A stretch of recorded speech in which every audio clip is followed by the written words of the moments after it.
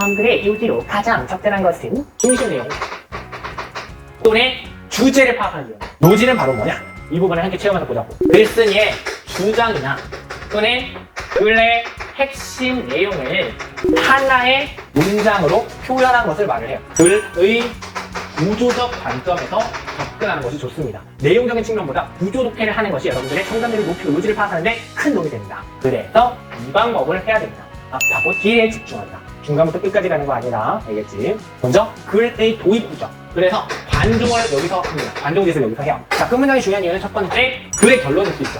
글의 결론. 또는 글의 요지일 수도 있죠. 이렇기 때문이에요. 이제 첫 번째 고백 끝나고 요지 유형 다시 스무스하게 쉬워지는 대입파악 유형으로 넘어갈 거야. 여러분들 혹시 내가 높아심에 하는 말인데 혹시 어려운 유형만 쏙쏙쏙쏙 골라 인강을 듣고 있는 건 아니겠지? 내가 오리엔테이션에서도 언급했지만 절대 그러면 안 된다. 너희들 그러면 나 진짜 신고할 거야. 어디다가? 나한테. 내가 말했잖아. 쉬운 유형도 어려운 유형을 위해서 학습하는 게 필요해. Why? 어려운 유형에서는 쉬운 유형에서 배웠던 거를 내가 설명을 2번 해주지 않을 거거든. Why? 유튜브에서 설명을 길게 해봤자 여러분들 안 볼 거잖아. 그잖아? 최대한 줄여야 될 거 아니야. 사실 인강 자체가 내가 짧은 편은 아니야. 그렇지만 난 최대한 줄이고 엑기스만 담으려고 최선을 다해서 책이든 인강이든 노력하거든. 왜냐? 내가 수험생 때 긴 게 싫었어. 그래서 이번 인강도 짧고. 그잖아. 그러니까 여러분들 제발 그러지만 마. 요지 유형은 다시 쉬워지고 주장에서 배운 내용들이 그대로 써있는 경우가 많아. 그래서 여러분들 부담이 적어. 그게 반복되는 내용들이 많거든. 그렇고 여기서 이제 처음으로 등장하는 게 딱 하나 있어. 바로 교재에도 있는데 유형학습전 길잡이야. 유형학습전 길잡이는 앞으로 배우게 될 그 유형에 대해서 조금 더 자세하게 알려주고 싶을 때 내가 특별히 담아놓는 걸로서 상위, 좀 어려운 랭킹에 있는 문제들을 많이 설명을 하는데 이 유형에서 처음으로 맛보기 형식으로 보여주는 거야. 여러분들께. 알겠지? 좋아. 오늘은 좀 길어졌는데 양해 바래. 바로 인강으로 넘어가 보도록 하자. 텐션 끌어 올려. 안녕.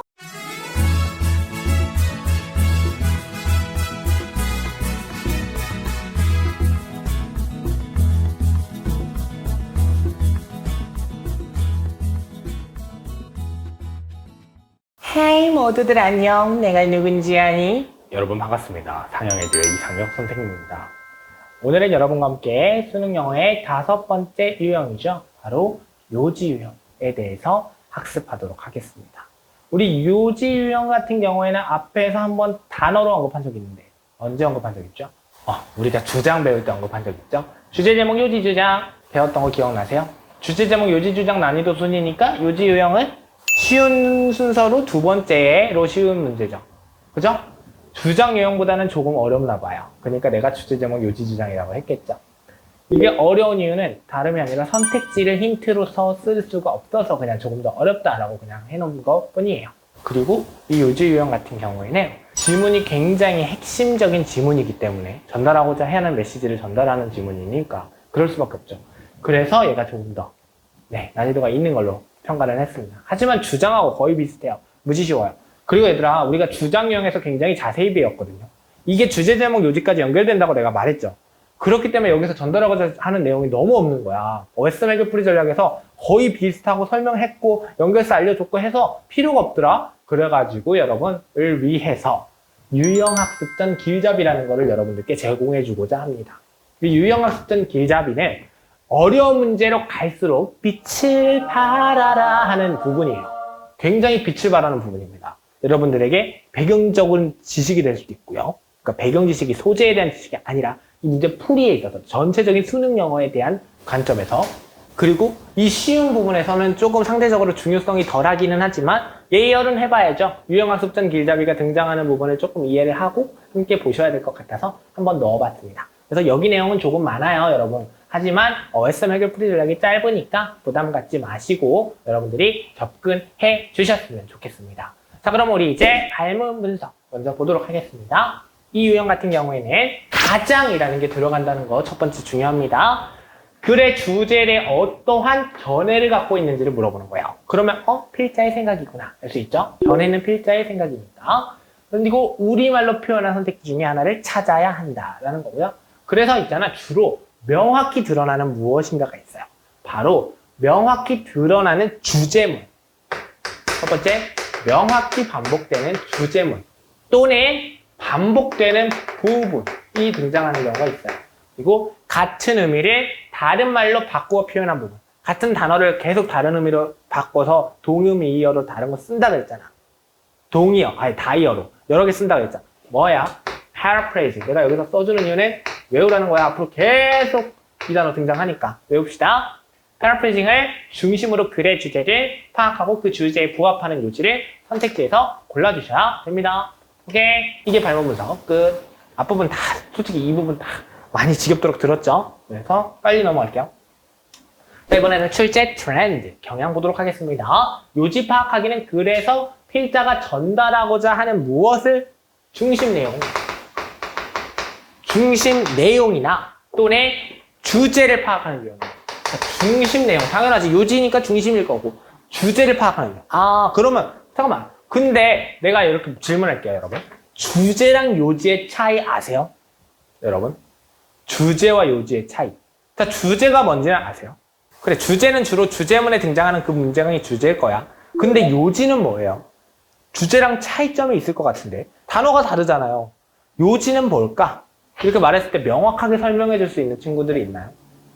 아마 없을 겁니다. 이 요지 유형에 대해서 솔직히 요지, 뭔가 중요한 부분 이런 건 알지만 그 요지가 주체적으로 도대체 주제랑 비교했을 때 더 아는 게 있냐? 그건 아니에요. 여러분들이 요지에 대한 단어에 대해서 조금 의미를 모를 수도 있을 것 같아서 여기에 채우는 칸이 길게 있습니다. 함께 채우면서 이해를 하고 뒤에서 주제와의 차이를 비교해 보도록 하겠습니다. 아무튼 그렇고요. 그래서 필자의 주장, 글의 요지, 글의 주제, 글의 제목. 뭐야 이게? 주제, 제목, 요지, 주장. 8글자로 끝나는 거를 길게 써놨습니다. 얘는 독해의 가장 기본이 되는 글의 주제, 요지. 여기다 그대로 써주시면 돼요. 주제, 요지. 글의 제목은 아니잖아요. 주장 아니잖아요. 얘네들 개예요. 얘네 두 개가 중요한 거예요. 얘네들을 파악하는 것과 관련 있는 유형이에요. 그래서 수능에서 한두 문항 나오다가 이제는 4개, 하나씩 다 나오죠. 주제, 제목, 요지, 주장 다 나오죠. 요지는 바로 뭐냐? 이 부분을 함께 채우면서 보자고. 글쓴이의 주장이나 또는 글의 핵심 내용을 하나의 문장으로 표현한 것을 말을 해요. 그러면 첫 번째 글의 주장, 글쓴이의 주장. 얘는 글쓴이의 견해죠. 그러니까 주관적인 내용이고 그 다음에 글의 핵심 내용은 그 글을 정리하는 내용인 거죠. 얘네들 중에 하나 아니면 두 개를 다 하나의 문장으로 묶었을 때 요지가 되는 겁니다. 오케이. 그러니까 어떻게 보면 글의 핵심 내용이 약간 주제 비스무리하단 말이야. 그러면 글쓴이의 주장은 주장 유형이죠. 그러니까 주장 플러스 주제가 요지구나. 좀 더 폭넓구나. 라는 걸 먼저 한번 좀 보고 뒤로 가서 차이점을 이해해 봅시다. 한글 선택지로 제시돼서 상대적으로 높은 정답률을 보입니다. 하지만 한글 선택지 먼저 보라고 한 적 없습니다. 오케이. 먼저 보지 마세요. 네.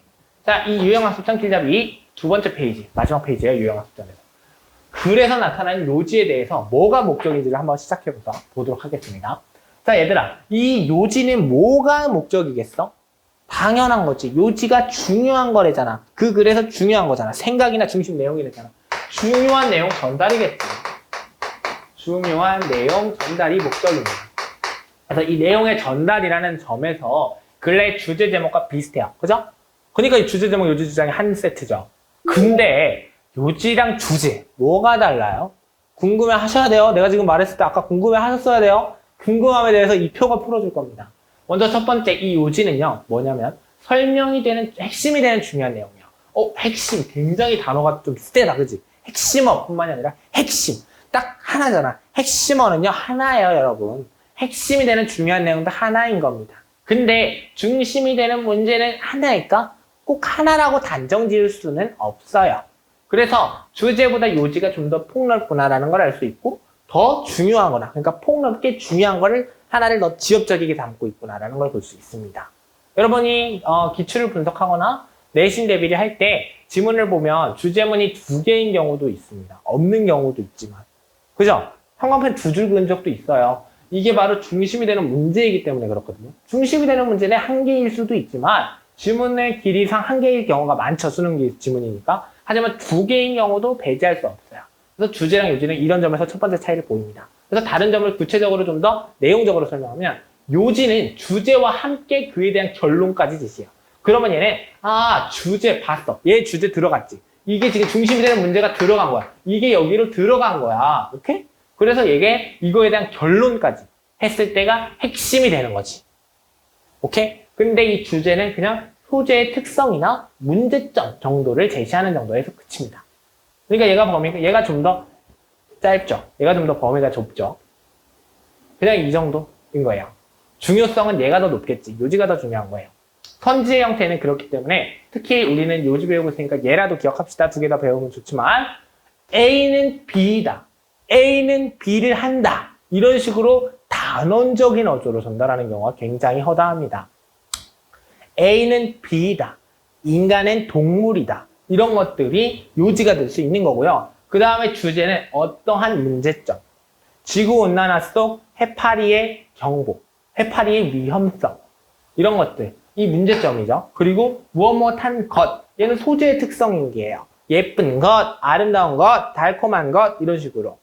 이게 두 개가 선지 형태가 다른 이유입니다. 그러니까 요지랑 주제. 아까는 굉장히 비슷하다 생각했는데 선지가 전혀 다르게 생겼죠. 여러분, 요지는 문장 같은데 얘는 뭐뭐한 문제점, 뭐뭐한 것. 이런 식으로 더 범위가 폭 좁잖아요. 그래서 얘가 A는 B다 라는 형태로 제시된다. 라는 거를 먼저 알고 가시면 여러분들이 선지를 풀 때, 그러니까 정답을 고를 때 도움이 될 겁니다. 자, 얘들아, 이 부분 굉장히 중요해요. 내가 이따가 뒤로 갔다 앞으로 넘어갈 거니까 여기는 꼭 기억하십시다. 글의 요지 문제는 어떻게 하는 게 좋냐면 어떻게 접근하는 게 좋냐라는 질문인데요. 바로 구조적 관점에서 글의 구조적 관점에서 접근하는 것이 좋습니다. 내용적인 측면보다 구조 독해를 하는 것이 여러분들의 정답률을 높이고 요지를 파악하는 데 큰 도움이 됩니다. 근데 이 이유가 뒤에 나와요. 바로 여기. 글의 요지를 묻는 유형은 출제할 때 평가원은 글의 내용을 잘 전달하는 글을 제시문으로 사용할 수밖에 없어요. 이게 이유입니다.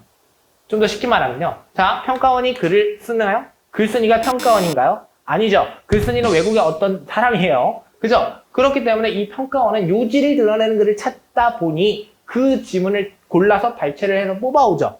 근데 있잖아. 요지를 전달하고자 하는 그런 글들은요. 대부분, 거의 모든 글들이 굉장히 잘 구조적으로 짜여져 있습니다. 글의 완성도가 굉장히 높아요. 우리가 흔히 비문이라 그러는 그런 글이 거의 없습니다. 우리나라에서 예를 들면 논문을 예로 들 수 있어요. 자, 우리가 논문을 많이 접할 기회가 많지는 않죠. 대학원생도 아니고 대학생도 아직 아니니까. 근데 이게 논문이 어떻게 구성되어 있냐면 주로 그냥 서론, 본론, 결론이거든요. 여러분 수행평가에서 많이 보셨죠? 자, 여러분 우리가 서론, 본론, 결론 수행평가에서 쓸 때 어디에 가장 집중해요? 중간에 집중해요? 아니, 중간에 집중하면 안 됩니다. 여러분들이 잘 쓴 거 아니면 더 잘 써 보이게 하고 싶으면 앞하고 끝나갈 무렵 뒷부분에 집중을 해야지. 맞아? 그래서 이 요지를 드러내는 부분은 주로 앞하고 뒤인데요. 이 앞뒤에 힘을 주는 거야. 그러니까 요지를 드러내려면 어디에 있어도 핵심적으로 글을 굉장히 내용을 잘 전달하고자 하는 마음이 드러납니다. 필자가 굉장히 요지를 드러내기 위해서 글에 심혈을 기울입니다. 그러다 보니까 우리 가원 씨께서는 글을 구조가 잘 짜여 있는 글을 쓸 수밖에 없는 거야. 이게 안 짜여져 있는 글을 써서 여러분들을 어렵게 만들고 싶어도 그럴 수가 없는 거야. 어려운 거는 요지가 안 담겨 있어요. 그냥 비문 투성이, 복부 투성이 막 이런 것들이 거기 때문에 요지가 담겨 있으려면 글의 구조도 잘 짜여 있습니다. 요지를 포함하면서 야심차게 쓴 글인데, 그쵸? 그렇습니다. 그래서 구조적 관점에서 접근하면 굉장히 이점이 큽니다. 이 유형 같은 경우에는. 글의 구조를 파악하는 기술 앞으로 배워봅시다.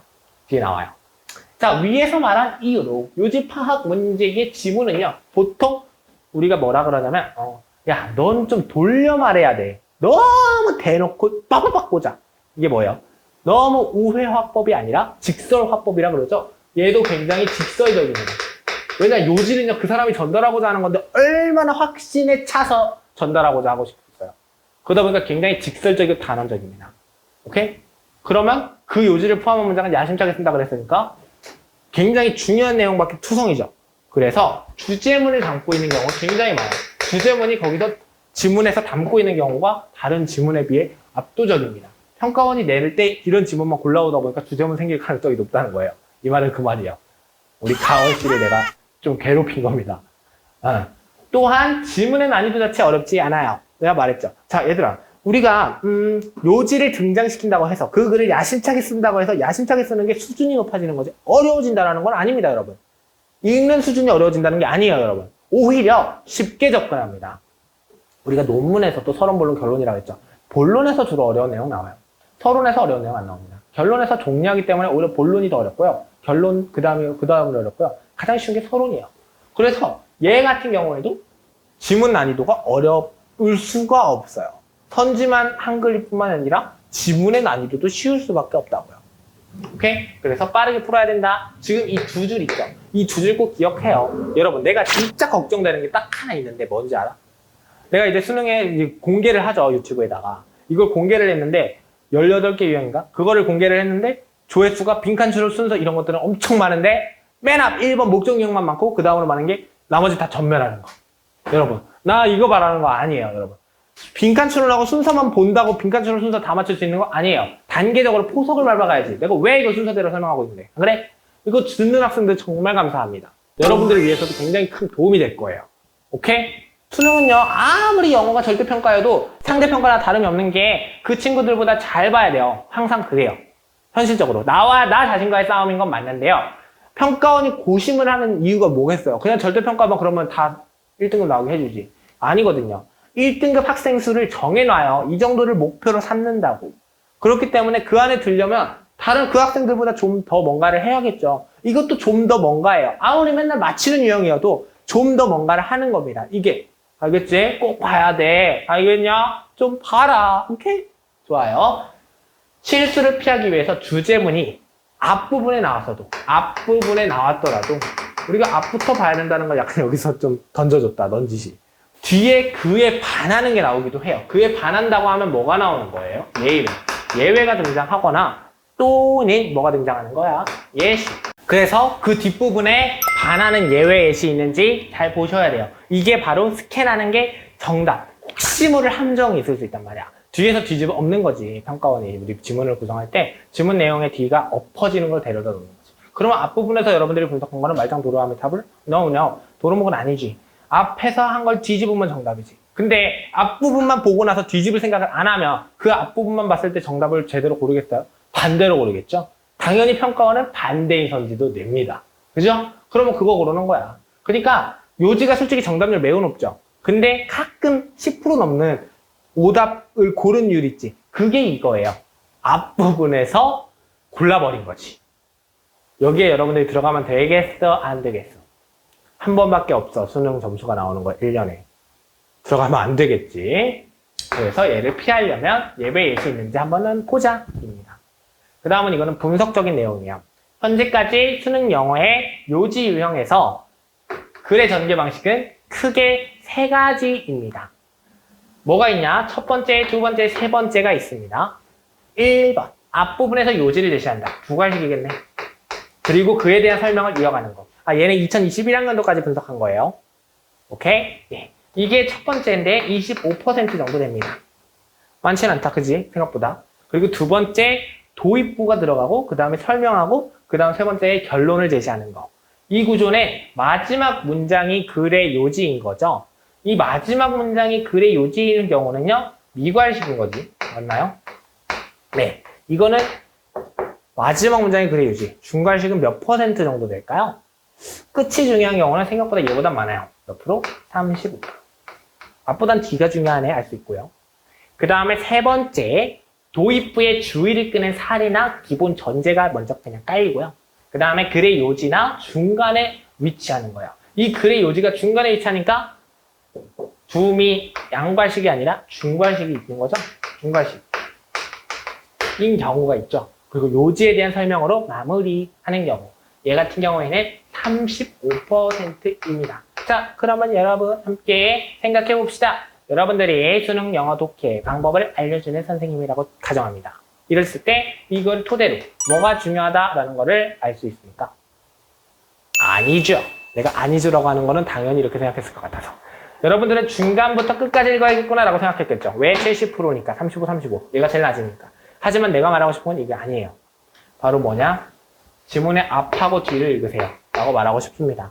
왜냐? 중간에 정답이 있더라도 이 중간보다 이게 35%의 가능성이 있더라도 얘랑 공통적으로 후반에 정답이 한 번 더 언급될 가능성도 있고요. 그 다음에 얘랑 얘 딱딱딱 두 갈씩 딱딱딱 얘 딱딱딱 미괄식 딱딱딱 두 갈씩 미괄식이 양괄식일 가능성도 배제할 수 없죠.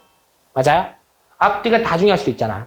근데 중간 그리고 내가 계속 말했죠. 중간은 한 세네 줄, 네다섯 줄 되는데 앞하고 뒤는 한 줄이잖아.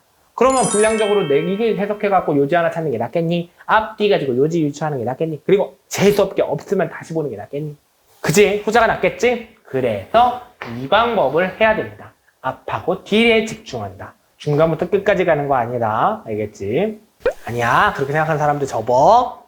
이건 확실히 알려줄 수 있어. 확실히 안 좋아. 그래서 이거에 이어지는 단계. 웨스트맥의 풀이 전략 1단계가 뭐예요, 지금? 지문의 첫 문장과 끝 문장 읽기잖아. 그치? 지문의 첫 문장, 끝 문장 읽으라고 내가 지금 가이드라인을 제시해 주는 거예요. 자, 그러면 우리가 생각했을 때, 선생님, 왜 첫 번째 문장을 읽어야 돼요? 첫 번째 문장에 도대체 뭐가 들어가 있는데요? 첫 번째 문장에 뭐가 들어가 있냐면 얘들아, 바로 이거가 들어가 있습니다. 먼저, 글의 도입부죠. 그래서 관종을 여기서 합니다. 관종 짓을 여기서 해요. 관심을 끌기 위한 짓을 하는데요. 그게 바로 영어에서는 뭐냐면 주로 그 글의 소재, 그 글의 서서의 소재를 제시하는 거야. 첫 번째는 소재를 제시하는 거야. 또는 주제까지 제시할 수도 있어요. 어머, 그러면 여기가 핵심일 수밖에 없는 거지. 이게 바로 주제문을 함축할 수도 있다는 가능성을 시사하는 겁니다. 그러니까 첫 문장은 관심을 끌기 위해서요. 이게 왜냐면 도입부니까. 앞부분이니까. 아무리 우리 가원 씨께서 지문이 이만큼 있는 데서 여기를 잘랐어도 이걸 자른 데는 이유가 있는 거라니까, 얘들아. 그러니까 도입부예요. 글이 갑자기 생뚱맞게 중간에 그냥 뚝 자르는 게 아니란 말이야. 우리 가원 씨도 머리가 있고 생각이 있단 말이야. 알겠지? 그래서 이렇게 봐야 된다. 그러면 선생님, 끝 문장, 마지막 문장 왜 봐야 돼요? 끝 문장은 좀 더 중요하다고 했잖아. 35%잖아. 끝 문장이 중요한 이유는 좀 더 길겠다, 그지? 자, 끝 문장이 중요한 이유는 첫 번째, 당연한 거. 이건 당연한 부분. 글의 결론일 수 있죠. 글의 결론. 또는 글의 요지일 수도 있죠. 이렇기 때문이에요. 첫 번째 이유는 이거고요. 두 번째 이유. 아까 중괄식이 있었는데, 그치? 35%. 요지가 중간에 있는 경우가 있어요. 요지가 중간에 위치한 경우 있죠. 이때도 있잖아. 생각보다 그 중간에 위치하면 그 뒤에 설명을 이어간다고 그랬는데, 이 설명에 대한 결론이 있어. 그 설명의 결론이 마지막에 또 제시되는 경우가 무척이나 많아요. 그렇기 때문에 이게 중요한 거예요. 오케이? 그래서 이거를 주의해야 된다. 오케이? 좋아. 그래서 내가 계속 논문하면서 나왔던 게 수행평가도 예시 들었을 때 서론, 본론, 결론이잖아. 본론에 핵심이 들어간다 하더라도 결론에서 한 번 더 언급을 해주거나 비슷한 거를 언급해줄 가능성이 굉장히 크기 때문에 끝을 봐야 된다라는 겁니다. 이 이유에서예요. 오케이? 기억하시면 됩니다. 그러니까 이게 글의 결론일 수도 있고 설명의 결론일 수도 있으니까 같은 결론은 아니야. 얘보단 얘가 정보량이 많겠지? 그래서 여기다가 한자 너무 못 썼어. 한자를 너무 못 썼어. 소결론 정도는 되는 겁니다. 오케이? 예. 다음 두 번째, 이거는 내가 뭔가를 빼먹었는데 반복되는 핵심어도 찾으면 좋고요. 그 다음에 플러스 한번 여기 앞뒤 읽으면서 주제문이 있는지를 찾아보는 것도 굉장히 좋아요. 네. 그러니까 결론은 소재, 핵심 소재랑 주제문 찾아라예요. 앞하고 뒤에서. 이거는 해도 되고 안 해도 되는 단계죠. 어려운 유형 아니니까 1단계에서만 끝내도 돼요. 자, 반복되는 핵심어 선생님. 반복되는 핵심어는요. 어떤 거라 그랬어? paraphrasing 될 수도 있어요. 근데 이 반복되는 핵심어를 찾아야 하는 이유는요. 이거예요. 여러분, 별게 아니고 이 핵심어에 대한 요지가 필자의 생각일 수 있다 했잖아. 얘에 대한 필자의 태도를 파악해야 되거든요. 이게 큰 도움이 될 수 있거든요. 오케이? 그리고 주제문을 찾아야 하는 이유는 요지가 주제를 더 크게 함축하고 있기 때문에 주제의 일부가 요지에 포함될 수 있거든요. 그렇기 때문에 이게 중요하다라고 말을 한 거예요. 반복되는 어휘, 표현, 이게 다 핵심어입니다. 어휘뿐만 아니라 표현도 기예요. 오케이, 좋습니다. 자, 그 다음 세 번째 중 단계로 넘어가 보도록 합시다. 자, 이번에는 앞하고 뒤 읽었는데 이번엔 중간 읽으래. 이젠 중간이네. 근데 이 중간을 제대로 읽으란 말은 아니에요, 여러분. 중간에서 주제문을 찾는다. 이거는 좀 상대적으로 앞뒤 제대로 읽고 중간은 좀 가볍게 독해하라는 겁니다. 그 뜻이에요. 그래서 이 중간에서 주제문을 찾는데 이게 첫 문장과 끝 문장에서 답이 안 나왔을 경우예요. 첫 문장, 끝 문장에서 지문이 확실히 이해됐으면 이것까지 넘어갈 필요 없어요. 바로 후로 갑시다. 근데 안 나왔다 싶으면 중간에서 답 찾아야 되잖아요. 그렇기 때문에 이걸 보는 건데 이 중간에서 답을 찾을 때에는 글의 주제문이 명시되어 있을 가능성과 가능성이 없을 수도 있는 가능성을 염두에 둬야 돼요. 없을 가능성도. 그러니까 이 주제문이 없거나 있거나를 찾아야 되니까 우리가 구조적인 관점에서 접근해야 된다는 걸 중요하다고 말을 했죠. 그래서 여기서는 지엽적인 문장에 집중하면 안 돼요. 지엽적인 것만 등장하면 안 되고요. 오히려 주제문이 없을 경우가 있다니까, 그러니까 열려 있어야 돼요. 그래서 지엽적인 것보다 오히려 생각보다 의외로 큰 흐름을 파악하는 게 중요해요. 이 큰 흐름, flow, 구조적 관점이기 때문에 큰 흐름이 중요하다고. 지문의 완성도가 굉장히 높다고 그랬잖아요. 그래서 이 큰 흐름을 판단하는 것도 굉장히 중요합니다. 그래서 이 큰 흐름을 토대로 요약하는 것이 굉장히 좋은 거죠. 왔다인 거죠. 왔다. 오케이? 네. 이렇게 생각하시면 되고요. 그 다음에 중간에서 이야기의 큰 줄기를 파악한다. 이게 지금 얘랑 같은 말인데 여기서는 좀 더 상세하게 설명해 주려고. 3단계에서 이만큼만 하고 넘어가도 요약되거나 주제문 찾았거나 큰 흐름 찾았으면 넘어가도 되는데 4단계에서는 좀 더 자세하게 알려줄게요. 자, 이 반복되는 핵심어 앞에서 찾았죠? 반복되는 핵심어가 글의 중심 소재가 되잖아요. 그 중심 소재에 대해서 필자가 태하는 태도 있죠. 그 태도를 찾으면 큰 줄기 파악이 이제 수월해져요. 그 이유가 무엇이냐면 지금 주제 제목 요지 주장에서 요지 유형이랑 주장 유형 우리가 두 개 다 배우고 있죠. 배우고 있고 배웠고 이 유형 같은 경우에는 주제 추론의 변형이에요. 얘는 주제 유형의 변형이에요. 주제 유형의 변형입니다. 오케이? 그래서 이 중간에서 이야기의 큰 줄기를 파악하면요. 주제문이 아니더라도 좋고요. 중간에서 큰 줄기 파악하다 보니까 큰 줄기가 앞하고 뒤하고 중간에 주제문 얘네들이 이렇게 큰 줄기로 연결될 수 있죠. 그렇기 때문에 이런 경우가 있어서 바로 주제 유형 변형이면 주제문이 중요하게 열쇠로 작용해서 큰 줄기 파악하는데 도움이 될 수도 있어요. 이렇게 했을 때 필자의 태도 파악에 용이할 수 있으니까 굉장히 중요한 단계가 되는 겁니다. 오케이?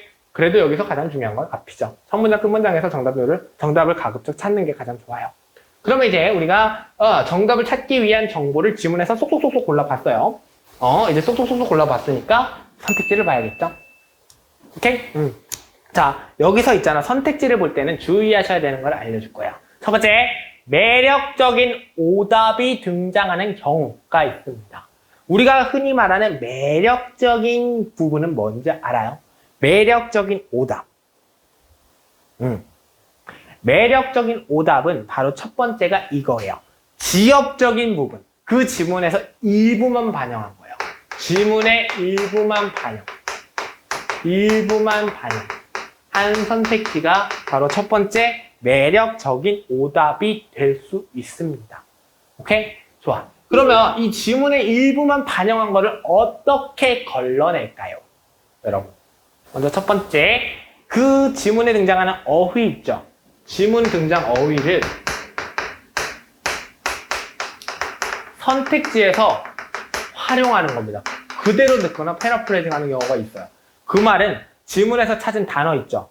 걔를 선택지에서 얼마든지 쓸 수 있다는 거야. 선택지가 한글이잖아. 그러니까 그 단어가 핵심어라고 생각했는데 핵심어가 답에 포함되는 게 아니라 오답에 포함될 수도 있다는 거야. 그런 거지. 그럴 수 있기 때문에 주의를 해야 된다는 거야.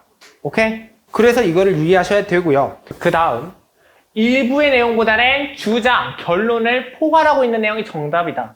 지금 선택지를 볼 때 얘들아, 일부의 내용에 주의해야 돼. 이 지문의 일부 반영이 매력적인 오답이잖아. 일부의 내용. 이 말은 지금 우리가 요지를 볼 때 독해를 다 하진 않았지만 여러분 중간까지 독해를 해야 되는 경우 있죠.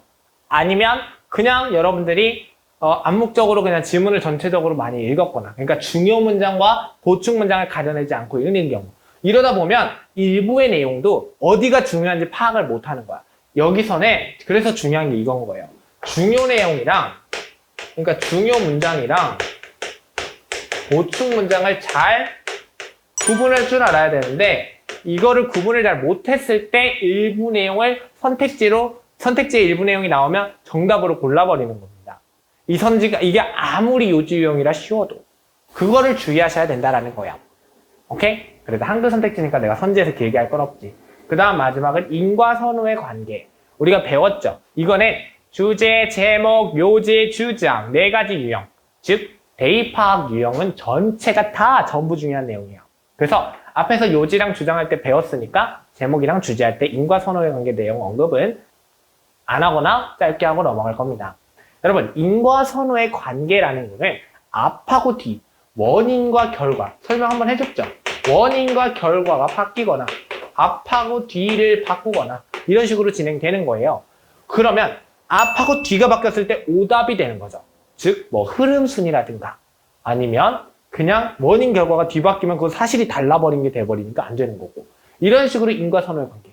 이거를 어떨 때 고려해야 되냐? 항상 고려해야 되냐? 아니죠. 선택지가 정답 1, 2, 3, 4, 5 있을 때 2개 남으면 한번 해보라는 거예요. 그렇지 않으면 찍는 거잖아. 인과 선호의 관계는 최악의 상황이에요, 여러분. 평가원이 작정을 한 거예요. 여러분 틀리라고. 이럴 때 안 틀리려면 인과 선호의 관계를 고려해 보라는 거죠. 무슨 말인지 알겠죠? 오케이, 좋습니다. 자, 그러면 이제 the last one 보도록 합시다. last one은 뭘까? 바로 특급비책이죠. 특급비책. 요지 유형은요, 특급비책의 내용이 너무 없어요. 맞아요. 이건 비밀인데 이것만 따다닥 타이핑 쳐놨습니다. 여러분, 비밀이래잖아. 다른 것보다 더 중요하지 않겠어? 앞부분은 딱딱딱딱 횡간 쪼개갖고 나름 야심차게 만들었지만 뒤에서는 내가 써주려고 이렇게 빈칸으로 놔뒀습니다. 여러분들이 기억해줬으면 좋겠는 것들 한 3가지 정도만 추려보겠습니다. 먼저 요지 유형 딱 보면 뭐 생각해야 되냐? 빠밤. 뭐냐? 요지는요, 여러분, 글의 내용이 아니에요. 글의 내용의 핵심이 요지일 수 있지만 결과적으로 물어보는 거네. 그 필자의 생각이에요. 요지는 필자의 생각입니다. 이게 단순한 듯 보여도 굉장히 중요해요. Why? 이게 필자의 생각일 가능성이 무척이나 높다는 건 동시에 어떤 가능성도 높여주는 거냐면 구체적으로 서술되어 있을 가능성이 높다는 것도 알려줘요. 이거는 구체적 서술 가능성을 동시에 높여주는 것입니다. 무슨 말인지 알겠죠? 그래서 요지 유형은 필자의 생각이다라고 접근하는 게 좋아요. 오케이? 이게 첫 번째 도움 말입니다. 구체적인 서술 가능성 높으니까 포괄적인 거에서 요지 찾으려고 하는 거는 도움이 안 되겠구나 라는 것도 조금 더 내가 말하기 전에 보고 집중했던 학생들은 생각은 했을 수 있습니다. 여러분들 대부분이 생각을 했었길 빕니다. 두 번째, 뭘 것 같아요? 요지는 필자의 생각까지 했어요. 이거는 비율적인 얘기예요. 마지막 문장.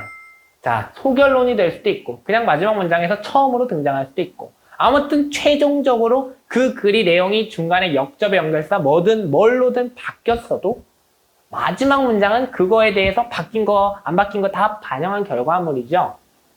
그래서 요지 유형 같은 경우에는 좀 더 다른 유형에 비해 비교적 더 높은 확률로 마지막 문장에 요지가 있을 확률이 높아요. 요지가 있을 확률이 높아요. 오케이? 네. 마지막 문장에 요지 있을 확률이 높다. 이것도 기억하시면 꽤나 도움이 되겠죠? 그죠? 좀 더 빨리 풀 때 한번 시도해 볼 수도 있고, 연습하면서도 뭐 30초라도, 야, 이거 알면 30초라도 빨리 푸는 문제가 생길 수 있고. 빨리 봐야지, 대신. 이거를 집중해서 보는데 마지막 문장이 없으면 어떡해.